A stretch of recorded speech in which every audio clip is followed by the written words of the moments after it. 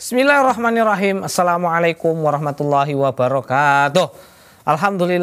Alhamdulillahirabbil alamin wassalatu wassalamu ala nabiyina Muhammad wa ala alihi wa ashabihi wa man tabi'ahum bi ihsanin ila yaumiddin, amma ba'du. Baik pemirsa yang dirahmati Allah Azza wa Jalla, kita kembali lagi di kesempatan kali ini masih di kisah teladan, dan kita masih cerita tentang bagaimana pertempuran yang terjadi di perang Yamamah yang ketika itu pemirsa terjadi di pemerintahan seorang Abu Bakar As-Siddiq. Kemarin sudah banyak kita ceritakan sosok pahlawan-pahlawan yang gugur di medan perang untuk mengalahkan seorang yang bernama Musailamah Al-Kadzab yang mengaku sebagai nabi dan rasul. Untuk itu pemirsa yang dirahmati Allah Azza wa Jalla, kali ini kita akan kembali menceritakan sosok pahlawan yang gugur di medan perang Yamamah yang tentunya menjadi sebuah kisah yang paling spektakuler di masa pemerintahan sosok Abu Bakar As-Siddiq. Dan hari ini pemirsa, pahlawan kita yang berikutnya adalah At-Tufail bin Amr Ad-Dawsi. Nah, ini sebelum kita cerita bagaimana perjuangan seorang At-Tufail, gugurnya At-Tufail di medan Yamamah, kita akan kembali bagaimana proses keislaman seorang At-Tufail Ad-Dawsi, seorang yang sangat luar biasa. Dia seorang yang pintar pemirsa, ahli dalam bersyair dan memiliki kedudukan di kaumnya, di suku Ad-Dawsi. Jadi kekhawatiran seorang kafir Quraisy kalau pembesar kabilah itu masuk Islam, ini sangat mengancam. Konon lagi mendengar ketika itu sosok At-Tufail akan berangkat menuju Mekah untuk melaksanakan sebuah ibadah. Makanya itu pemirsa, orang-orang Quraisy itu udah wanti-wanti, hati-hati untuk jangan sampai sosok Tufail ini bisa bertemu dengan Rasulullah, apalagi sempat masuk Islam. Bahaya. Makanya mereka mencegat. Jadi ketika Tufail itu belum sampai Mekah, masih sampai dekat ke Mekah aja, mereka itu udah siap mencegat At-Tufail dan memberikan sebuah was-was agar kiranya At-Tufail itu tidak ataupun hati-hati terhadap Rasul kita Muhammad SAW. Oh benar pemirsa, ketika nyampe At-Tufail di pintu masuk Mekah, langsung dicegat. Oh wahai Tufail, engkau adalah orang yang cerdas, ahli dalam bersyair, memiliki kedudukan di kaummu. Aku ingin menyampaikan sesuatu perihal tentang seorang yang mengaku sebagai nabi di kaum kami. Ya, ini hati-hati, jangan kamu jumpai si Muhammad. Kenapa? Karena dia itu nanti adalah orang yang bisa memisahkan antara saudara dengan saudaranya, antara ayah dengan ibunya, anak dengan orang tuanya, antara suami dengan istri. Makanya hati-hati. Jangan kau dekati dia, jangan kau sempat berbicara dengan dia, jangan sempat kau mendengarkan perkataannya. Wow. Itu terus panjang jalan itu sampai menuju ke Ka'bah, itu ceritanya itu terus. Makanya Tufail ini was-was. Ngeri juga ini ya. Oh, jadi ketika mau melaksanakan ibadah di Ka'bah ketika itu, maka Tufail pun mengambil sebuah kapas, taruh di telinganya. Kenapa? Supaya dia nggak mendengarkan apa yang dikatakan oleh Muhammad nanti. Karena ketakutan dia. Maka pemirsa, ketika dia masuk ke Ka'bah untuk melaksanakan sebuah ibadah, sudah was-was sebelumnya, dia tampak seorang laki-laki di sana, kok ibadahnya Masya Allah kok adem kali gitu. Ya, sholatnya beda, nggak seperti sholatnya Tufail. Kemudian kok kusuk kali gitu. Tanpa disadari langkahnya itu sedikit demi sedikit mendekati Rasulullah. Makin penasaran dia, makin penasaran. Yang namanya kuping disumpeli kapas kan nggak mungkin sampai budek asli gitu loh. Ya masih dengar-dengar sikit-sikit gitu.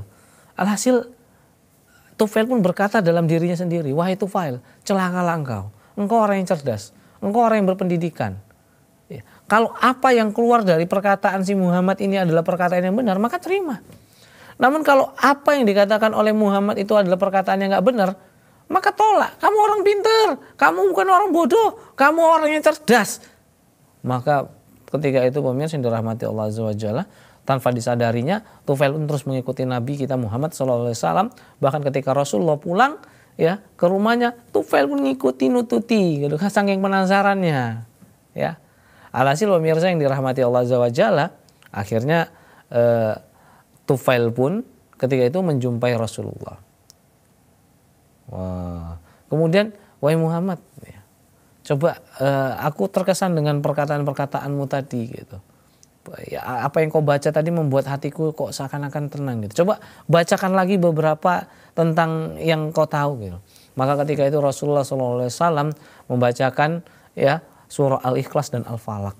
Maka ketika itu Tufail sungguh terkagum-kagum dengan keagungan perkataan Allah Subhanahu wa taala. Maka ketika itu pemirsa, Tufail tanpa ragu, tanpa bimbang, langsung dia mengikrarkan, ya, dia bersyahadat menerima ajaran Islam. Tuh, nah kalau orang yang cerdas itu luar biasa pemirsa. Dia pasti mengatakan kalau memang itu benar, ya harus diterima. Tapi kalau emang nggak benar, ya kita orang cerdas, kita tahu mana yang benar, mana yang enggak. Mana yang perkataan itu memiliki maslahat untuk umat atau perkataan itu hanya omong kosong. Gitu. Orang hanya mewanti-wanti gitu. Tapi kan kita bisa menimbang mana yang baik. Maka pemirsa yang dirahmati Allah Azza wa Jalla, akhirnya ketika itu Tufail Ad-Dausi pun masuk ke dalam agama Islam dan dia pun tinggal beberapa hari ya ketika itu pemirsa yang dirahmati Allah Subhanahu wa taala untuk belajar kepada Rasul kita Muhammad sallallahu alaihi wasallam. Maka pemirsa yang dirahmati Allah Azza wa Jalla, akhirnya Tufail dalam sebuah kisah itu setelah mantap ilmu yang sudah dia miliki, akhirnya dia pulang, tapi dia meminta sebuah tanda pada Rasulullah. Ya Rasulullah, buatkanlah aku sebuah tanda untuk menguatkan argumenku untuk berbicara kepada kaumku. Akhirnya Rasulullah mendoakannya dan memerintahkan Tufail untuk pulang. Dan dekat perkampungan Ad-Dausi tiba-tiba wajah Tufail bercahaya sebuah lampu patroma, wah lampu yang terang gitu kan. Maka Tufail pun, Masya Allah, ternyata doa Rasulullah dikabulkan. Inilah sebuah tanda, namun khawatir. Ya. Maka Tufail pun berdoa, ya, agar kiranya cahayanya tadi dipindahkan, jangan di wajahnya, karena khawatir, bahaya. Ya. Kalau kiranya kena azab pula gitu kan, wajahnya meling itu bercahaya. Maka akhirnya cahaya tersebut pindah ke ujung cemeti atau cambuk dari seorang Tufail Ad-Dausi.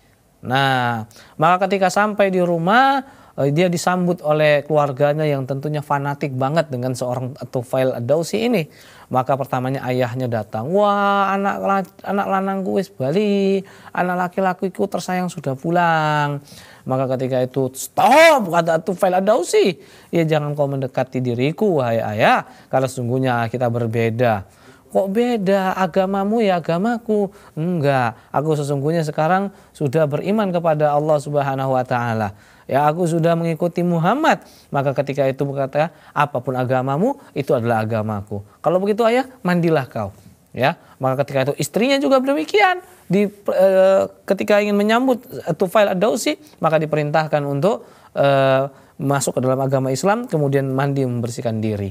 Dikasihlah rekomendasi tempat yang agak jauh yang ada patungnya. Maka wanita tersebut istrinya takut celaka. Maka dikatakan oleh Tufail, jangan kau beranggapan patung itu bisa memberikan mudarat kepadamu. Ya, mandilah kau di situ. Sesungguhnya di sana tempatnya sepi, nggak ada orang. Kau lebih aman mandi di sana gitu. Dan patung tersebut tidak akan memberikan mudarat padamu. Akhirnya semuanya keluarganya masuk ke dalam Islam. Kemudian Tufail Ad-Dausi pun berdakwah kepada kaumnya, namun tidak ada yang masuk Islam kecuali hanya beberapa orang seperti Abu Hurairah. Dan bagaimana kisah kelanjutannya? Insya Allah akan kita kisahkan setelah jeda berikut ini. Jangan kemana-mana, tetap bersama kami di Kisah Teladan.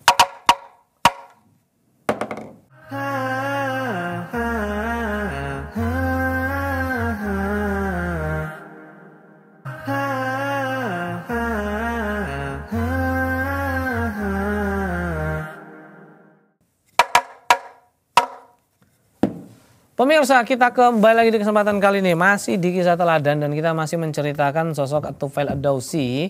Ya, ini seorang sahabat Nabi yang gugur di medan perang Yamamah bersama para sahabat-sahabat yang lain tentunya.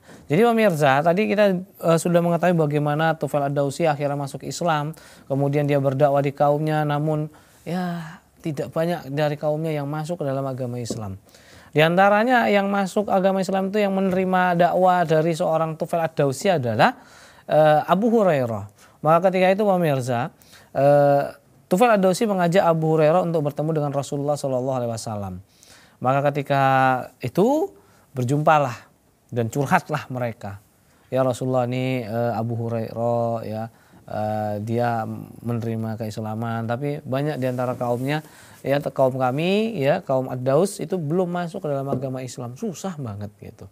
Maka ketika itu Rasulullah SAW pun mengambil wudhu, ya, kemudian dia sholat, kemudian dia ingin melantunkan doa. Maka ketika itu pemirsa yang dirahmati Allah Azza wa Jalla, Abu Hurairah udah mulai khawatir nih. Waduh gawat ini hancur ini apa kita, kaum kita ini doakan keburukan ini, maka habislah kaum kita. Ternyata apa yang terjadi pemirsa yang dirahmati Allah Azza wa Jalla? Rasulullah mengangkat tangannya dan berdoa, ya Allah berikanlah hidayah kepada Daus, berikanlah hidayah kepada kaum Daus, berikanlah hidayah kepada kabilah Daus. Maka ketika itu pemirsa yang dirahmati Allah Azza wa Jalla, kekhawatiran Abu Hurairah pun akhirnya pergi, hilang. Wah, maka ketika itu pemirsa yang dirahmati Allah Azza wa Jalla, ya, maka Abu Hurairah beserta Tufail Ad-Dawsi diperintahkan untuk pulang. Udah, balik lagi kamu berdakwah ke kaummu, insya Allah Allah akan mudahkan dakwamu. Masya Allah. Pulang akhirnya pemirsa. Nah ketika pulang berdakwah ternyata benar. Beberapa waktu kemudian, ya, At-Tufail Ad-Dawsi beserta Abu Hurairah kembali menjumpai Rasulullah beserta 80 ya, kaum muslimin yang akhirnya masuk ke dalam agama Islam, menjumpai Nabi kita Muhammad Sallallahu Alaihi Wasallam. Dan ketika itu kaum muslimin baru merayakan kemenangan dari perang Khaybar kalau saya nggak salah. Dan orang-orang Ad-Daws yang hadir ketika itu, yang menghadap oleh Nabi kita Muhammad SAW, diberikanlah sedikit harta ghanimah yang didapatkan dari peperangan tersebut. Masya Allah, luar biasa. Ini Tufail Ad-Dawsi ini memang orang yang memiliki kedudukan dan seorang da'i lah, gitu bisa kita katakan kepada kaumnya, yang luar biasa semangatnya untuk berdakwah itu, Masya Allah. Akhirnya banyak yang masuk Islam. Ya, orang-orang Daus. Berkat Nabi SAW mendoakan yang baik. Padahal sudah khawatir Abu Hurairah ketika itu. Masya Allah. Nah begitulah pemirsa yang dirahmati Allah Azza wa Jalla, ya. Luar biasa perjuangan dakwah dari Tufail Ad-Dawsi bersama Abu Hurairah, ya. Dan juga tentunya pemirsa tidak hanya sampai di situ ceritanya, ya. Mereka pun semuanya, ya, meminta kepada Rasulullah, wahai Rasulullah, kalau ada terjadi peperangan, jadikanlah kami ini sebagai tentara yang berada di sayap kananmu. Wah, biasanya kan kalau perang itu kan ada lini kanan, ya, sayap kanan, sayap kiri. Wah, gitulah gitu. Kayak kita main bola formasi, ada wing kanan, wing kiri. Seperti itu. Nah, maka permintaannya pun akhirnya dikabuli oleh Rasulullah SAW, ya, Masya Allah. Dan At-Tufail pun berkata setelah itu, maka At-Tufail terus, ya, bersama Rasulullah sampai Allah Subhanahu wa Ta'ala membuka Mekah untuk nabinya, yaitu kejadian Fathul Makkah, ya. Kemudian juga Rasulullah Tufail meminta kepada Rasulullah agar ditugaskan ke Zulkarnain, ya, untuk menghancurkan sebuah patung di situ, ya, yang disembah. Untuk menghancurkan sebuah berhala, ya, berhala Amr bin Hamamah. Maka ia ingin menghancurkan. Nah, terakhirnya memang betul dihancurkan. Ya, pakai api, obor, bakar itu cepi, ngurup api, terbakar tuh patungnya, dibakar oleh Tufail Ad-Dawsi ketika itu. Tapi pemirsa ya, walaupun ada sedikit insiden ketika itu ya, ketika Tufail di sana hendak membakarnya, kaum laki-laki, wanita dan anak-anak memperhatikannya. Mereka berharap Tufail itu akan ditimpa keburukan, akan kualat karena telah membakar patung tersebut. Nih pemirsa yang dirahmati Allah Azza wa Jalla ya. Dan mereka berharap tiba-tiba Tufail itu kesambal petir karena telah membakar patung sembahan mereka. Namun Tufail pemirsa tetap bergerak maju kepada berhala tersebut tanpa ragu, tanpa ada rasa bimbang. Nah, di hadapan mereka ya, para pemuja patung tersebut, Tufail pun menyalakan api dan membakar dodonya tersebut. Buk, tancapkan ke dodonya. Kebakar kuwi patung. Selaya bersair ya, mengatakan, "Wahai Zulkarnain, aku tidak termasuk pemujamu. Ya, kelahiran kami mendahului kelahiranmu. Sesungguhnya aku membakar dadamu dengan api." Buk, api. Buk, bakar patung nih. Akhirnya api pun melahap ya patung yang selama ini disembah ya, yang menjadi tempat kesyirikan tentunya, yang terkhusus untuk orang-orang Daus yang menyembahnya ya. Dan tentunya di sana juga banyak orang-orang Daus ya, mereka semuanya masuk Islam dan Islam mereka pun bagus. Maka setelah itu Tufail bin Amr ad-Dausi senantiasa mendampingi Rasulullah sampai Rasulullah SAW pun wafat ya. Dan luar biasa, tidak hanya sampai di situ pemirsa, Tufail ya, walaupun Rasulullah telah wafat namun tetap setia ya terhadap Islam. Maka ketika Abu Bakar As-Siddiq menjadi seorang yang memimpin kaum muslimin, menjadi seorang khalifah, dia tetap membaiat seorang Abu Bakar As-Siddiq dan tetap berpegang teguh pada keislaman, dan kepada Abu Bakar As-Siddiq tetap mengabdikan diri kepada Islam. Subhanallah, pemirsa yang dirahmati Allah Subhanahu wa taala, hingga akhirnya memang terjadi sebuah pemberontakan yang sangat luar biasa kepada orang-orang yang murtad dari negeri Yamamah sana, yang dipimpin oleh Musailamah Al-Kadzab, yang kita tahu bahwasannya Musailamah ini Allahu Akbar, mengaku sebagai nabi.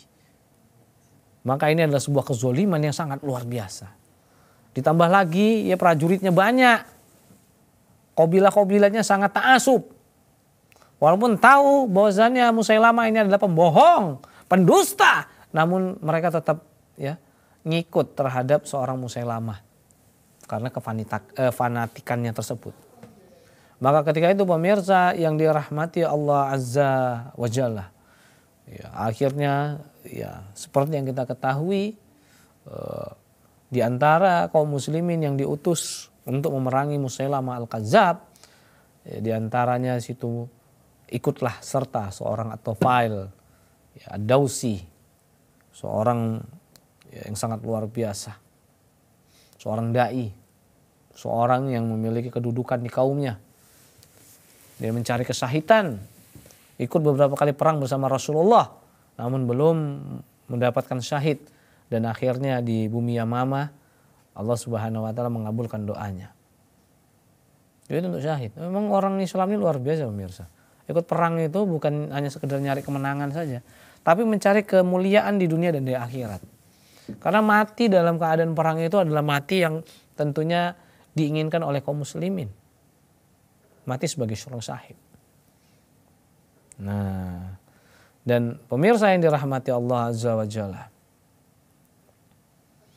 ketika perang berkecamuk, At-Tufail, Ad-Dausi maju tanpa ada rasa takut, tanpa ada rasa bimbang. Dan kita tahu bagaimana posisi kaum muslimin ketika itu. Posisinya sangat luar biasa, sempat tergencet. Kita tahu bahwasanya kaum muslimin itu sempat kocar-kacir ketika itu. Karena mungkin kesalahan strategi di awal gitu. Jadi butuh strategi, karena perang ini sebenarnya adu strategi juga pemirsa, bukan hanya adu berani-beranian aja gitu. Maka pemirsa yang dirahmati Allah Azza wa Jalla, tepat ya sebelum gugur, Tufail Ad-Dausi itu bermimpi di malam harinya. Wah, yang mimpi ini pemirsa itu bisa ditafsirkan. Ya sebenarnya menafsirkan mimpi itu bukan orang sembarangan, tapi Tufail itu langsung langsung mencoba untuk menafsirkan mimpinya, maksud dalam mimpinya itu apa. Tanda-tanda apa gitu. Insya Allah akan kita ceritakan nanti ya setelah yang berikut ini. Untuk itu jangan kemana-mana, tetap bersama kami di Kisah Teladan.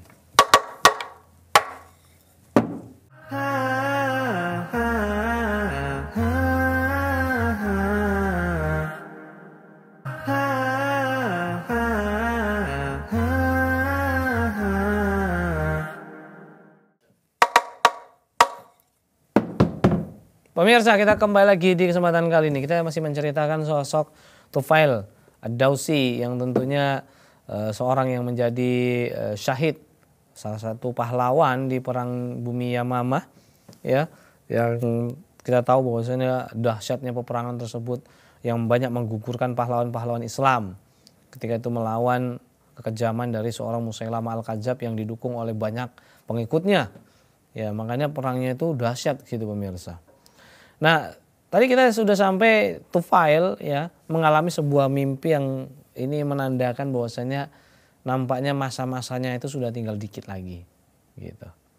Maka ketika malam Tufail tertidur dan bermimpi, dan di dalam mimpinya tersebut nih pemirsa, dia bermimpi kepalanya dicukur pemirsa. Wah, cukur, pangkas. Kemudian tiba-tiba seekor burung itu keluar dari mulutnya, dan kemudian ada seorang wanita memasukkan Tufail tersebut ke dalam perutnya. Maka ketika itu anaknya Tufail, yaitu si Amru bin Tufail, ya, mencari-cari Tufail ya dengan gigih. Ya. Namun nggak menjumpainya karena di situ ada sebuah penghalang yang menghalangi si Amru tadi untuk menggapai ke Tufail. Maka ketika itu pun setelah melihat dalam mimpinya demikian, Tufail pun terbangun. Wah, apa nih maksud mimpinya gitu. Dan bercerita, ini mimpi bagus ini kayaknya nih. Dia bercerita kepada teman-temannya. Wahai sahabatku katanya, ya sesungguhnya aku bermimpi di malam hari kepalaku dicukur. Kemudian tiba-tiba ada seekor burung yang keluar dari mulutku, dan kemudian ada seorang wanita yang menghampiriku dan mengambil diriku dan dimasukkan ke dalam perutnya. Anakku nyariin, nggak dapat karena ada sebuah penghalang yang menghalangi antara aku dan anakku. Kalian tahu apa kira-kira maksud dari mimpiku ini? Maka teman-temannya mengatakan, oh itu mimpi bagus tuh tandanya itu. Tapi nggak tega ngomong kau mati besok, enggak. Maka Tufail langsung yang menafsirkan. Dia mengatakan, aku tahu kayaknya ini maksud dari mimpi yang tadi malam ku mimpikan.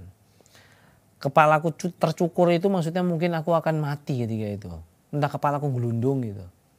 Kepalaku dipotong. Ya.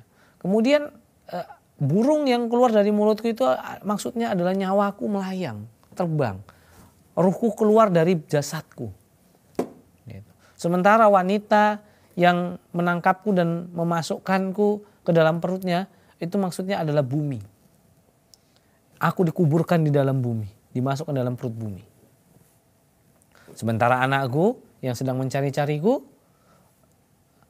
dan aku tahu bahwasannya anakku belum mendapatkan syahidnya untuk besok.